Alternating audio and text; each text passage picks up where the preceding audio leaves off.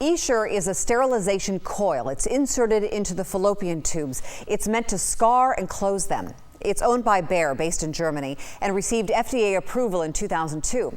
Since then, a growing number of women who found each other first on Facebook have been cataloging unplanned pregnancies, autoimmune disease, and organ perforation. This spring, that social media movement took the women face to face with Bayer in Germany. Michelle Garcia and Angela Deza took the hopes of almost 10,000 American women to Germany last month to address the stockholders of Bayer, the new owners of the ESSURE device. Michelle delivered a 30-minute speech in German. She doesn't speak German. For whatever reason, they say speeches in German only. And I thank God I was prepared. Michelle hired a German language coach and trained 2 hours a night for 2 weeks to deliver the speech with the confidence she says she owed the other E-sisters. I stood up there confidently, comfortably. I wasn't even nervous, and I thought I would be. But I know my story. I know the story of all the thousands of women who are injured, and Bayer was not stealing my voice.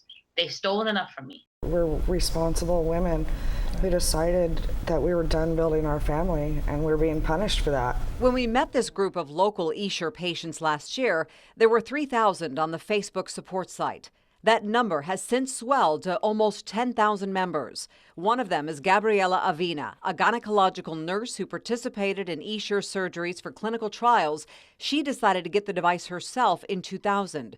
Members of the online group found her last spring. I ignored them at first, and I ignored them for several months and several attempts until I finally got a message from one of them saying, "I know you don't want to talk to us, that's obvious, but will you just tell us if you're well?"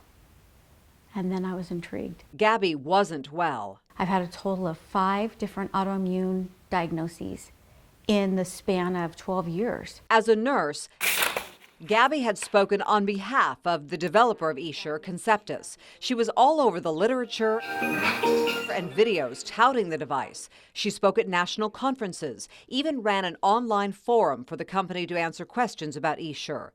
During the Food and Drug Administration hearings, her testimony helped Conceptus get the coveted pre-market approval, which gives the makers of ESSURE a legal shield. A PMA makes it very difficult to sue a company over a medical device. I watched the procedure several times. I participated in it. And so then I decided this is what I need. This is a great option for me. And I had it. She didn't connect her illness to the device because it was doing what it was supposed to do to keep her from getting pregnant. That is post-chemotherapy. And I had no idea. Here I was advertising for this company. It's actually been 14 years since I had the device. I've had lots of medications. I've had chemotherapy. I've had depression. Gabby also now has the other E-sisters, as they call themselves, women who have gathered online to catalog their unintended pregnancies, injuries, illness, and psychological stress. I really lost my identity. I wasn't able to parent like I wanted to. I wasn't able to be a wife like I wanted to be. I wasn't able to be a nurse. Although they support each other online, and despite the trip to Germany to speak to Bayer stockholders, the women hold little hope that Bayer or the FDA will step in to investigate their claims. Unless it hits them in their pocket, they're not going to react because they have a product on the market and they're going to encourage doctors to keep pushing it.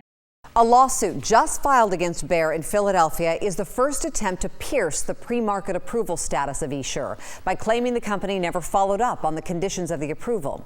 We reached out to Bayer for comment, and we got the following statement.